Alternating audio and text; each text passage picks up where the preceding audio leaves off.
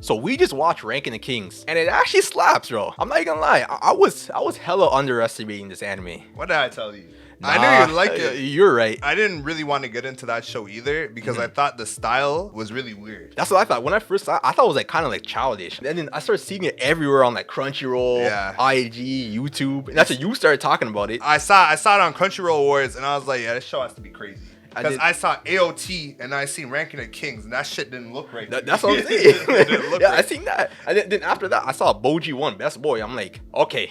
At that point, then you have to watch it, right? I'm like, I gotta watch this. Before we get into this, guys, don't forget to like, comment, subscribe. We've got our Discord up. So if you want to watch anime, talk anime with us, don't forget to join that. You know what? This anime, I like it because it's kind of special. Because the MC is not like any other MC. He's really limited. I find so too. Compared to other protagonists, I feel like they all have something that gives them a notch above the others. Yeah, that makes them different. Makes them special. He has nothing. I don't want to say this, but he's pretty useless. Yeah, for the people who don't know, the main character Boji, he's deaf and he's weak, and on top of that, like, he can't really talk, so like he kind of just like makes noises and like does like sign language. Yeah. All right, so let's start with the first episode, because the first episode, that was pretty heat. I think the way they introduced him was pretty good because immediately they show you what his issues are or what his obstacles are. Everybody in the kingdom's dissing him. His mother thinks that he won't be a good king. His father thinks he won't be a good king. His brother's talking smack on him. They're all talking smack. Everybody's putting hate on his name, and he's like a kid, so it gets to him. There's one thing I want to mention too. Boji, he's a prince and he's next in throne. Yeah. Whenever the dad will pass away or something like that, he's going to be the king. So this is kind of why everybody's like so upset, because like, how can this weakling be your king? Exactly. And the thing is that he's not stupid, so he hears everything they're saying, or he can read their lips, right? Yeah. He can read their lips. He can read their lips, so he understands what they're all saying to him. So it obviously gets to him, and to me, that's pretty compelling. That is, because I was feeling for him when I was watching that episode. Because when I first started watching, I'm like, how can I like the show if the MC can't even talk?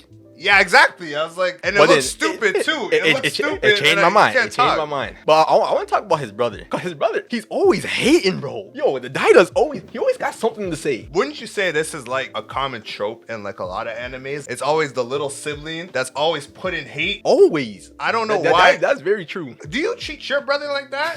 I'll get clapped. Yeah, I'll get clapped too. I'm be honest. I mean, Boji, he's pretty weak, but that's probably why he doesn't settle it. But if your little brother's talking smack on you, you gotta keep him in line. And yo, it's crazy because even his dad was talking smack. I remember one point, his dad is like, oh, when I die, I'm not sure if Boji is gonna be fit to be the king. Like, damn, that's pretty bad, bro. I think those were those not his last? No, those were in his last words.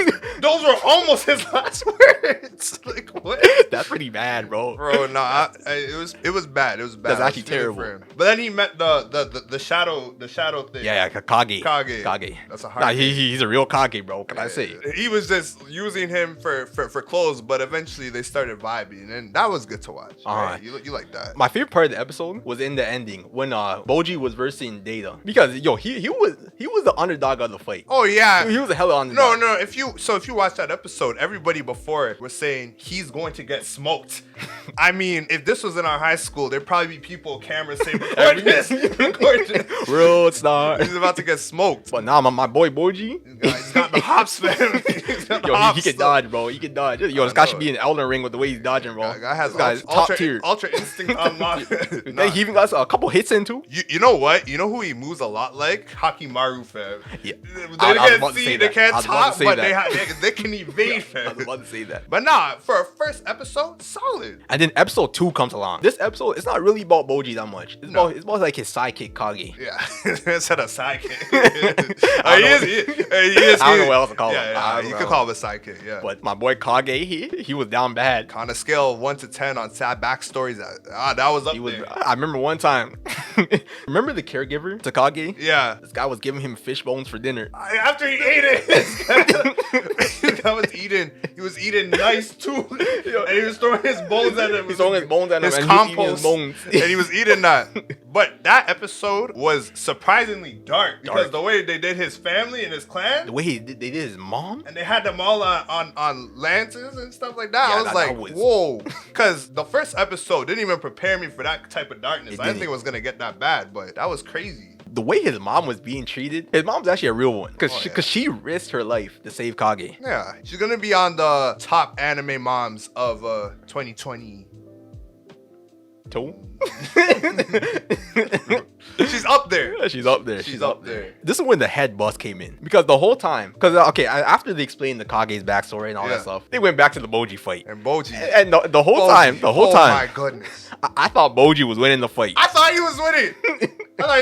But then you hear the guy say, okay, listen, you can't do this. This dodgy nonsense. It ain't gonna work out. It won't work out. So you gotta fight him. And halfway through, Daida, oh my goodness. Gave him the hands. Gave him the beats. The hands. Bodied him. Yeah, Boji looking like Yamcha. I shouldn't be laughing because it was supposed to be a dark scene, but my goodness, was he getting his ass beat? It looked like Boji just got a whole rumbling on him. He got stomped, he got slapped, he got clapped. I was getting PTSD from when my mom would get the belt. Daida was beating him so hard. Oh, I was getting flashbacks. It was so bad the cameraman didn't even want to pan to it and start showing other characters. They're like, damn. The cameraman showing other characters' reactions. Oh no, it was super bad. But then at the end, you have a really sweet scene where Kage goes up to him and he's telling him that, you did pretty good. I don't know if that was sweet. It wasn't good. I don't know if that was He got sweet. his ass beat. My guy Boji, this guy has a neck brace, leg brace. Leg brace. Oh my God. He body was brace. Should have given him a body bag too. Yeah, nah. They should have ended the anime with that episode right there. He should have died right there. That should have been a 2-episode anime. That was a straight beat down. But then they had that sweet scene in the end, and I was like, man. That's true. That's true. Yo, for me, it's weird seeing Kage like that. Like all sentimental and all that. Sentimental. And you know what? That was touching on my heartstrings. Like, I could say that a lot of shows, they haven't touched me on that level. They haven't touched you on that level. Ranking the Kings, I was feeling that. That final episode where Boji was crying a bit. That was kind of sad. No, that was sad. I was teared up a little bit. I don't know why. Yo, there's something about people crying that can't talk. Yeah, it just hits. And when they do that smile when they're crying, it just, damn, bro. But you know what? For 2 episodes, that's crazy. No, that was solid for 2 episodes. That's crazy. And then after that, the 3rd episode comes in. This episode cheesed me. There's a bunch of head busts in this episode. Bare head busts. Because this will happen. Yeah. So Boji's dad, who was the king, he passes away. So you know what that means. That means Boji's gonna be the new king, right? And before he passes away, there's some next demon on top of him. Oh yeah, I forgot to mention that. Next demon on top of him. Lucifer. What is that? I don't know what it is. Some next thing is just laughing on top of him. Just laughing. He's talking mad smack before he leaves too. I know he's pointing at Boji. He's pointing at Boji. You got your ass beat last episode. You're the king. You're the king. And then dips. No. But back to what I was saying. The part that got me cheese.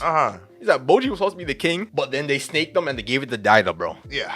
It was probably after they seen that ass beat. Okay, yeah, that's kind of. They were like, nah, this is gonna defend us. But nah, that cheesed me too because those were his last words. That's what I'm saying. That was the last words. Imagine your last words. They just got ignored like that. Oh, man, I just gave it to Daida, and he's a new king now when it's supposed to be Boji. And he knew what he was doing too. Daida got up all smug, walking around like, yeah, I'm the king. That's what cheese. Oh, Daida needs to get clapped. And up to that point, for the first 3 episodes, I really hated the queen because I was like, is she favoring him over him? Is that it? Because they're not blood related. But then you realize that the queen actually really loves Boji the whole time, which was crazy. That's what I mean. That's a big head bust. Yo, cause I remember, I'm not sure if it was in the 3rd episode, but I remember one time when Boji was falling out the tower and the queen went to save him. Yeah, that's some real stuff, bro. No, that is some real stuff. That's what a mother would do. And then it showed a little bit of their backstory, how she loved him and she was trying to get his affection when he was a kid, even though he can't talk and he can't hear her. This scene touched me. Yo, W mom, bro. That's it. A bunch of W moms in this show, to be honest. All right, Hiling or Kage's mom. I'm gonna go with Hiling still. That's kind of hard. Kage's mom went out a goat. Listen, I'm gonna go with Kage's mom because she literally risked her life for Kage. Hiling jumped out a window. I'm not gonna lie. If my son jumped out a window, I'm not doing that for him. But she didn't get clapped though. Oh, that's true. She didn't get clapped. Kage's mom got clapped by like 10 guys. She was on her Kushina shit. Huh? She was on that. She was on that. Honestly, this show is proper. Not gonna lie, I thought it was trash until I watched it. If you guys were like me before, think it's a kid show, it's gonna be it's not like that. It's actually kind of proper. It's kind of proper. We recommend it. Hey, it's getting awards. RDC's talking about it. Best boy. All these mans are talking about it. Yo, come on. You just check it out.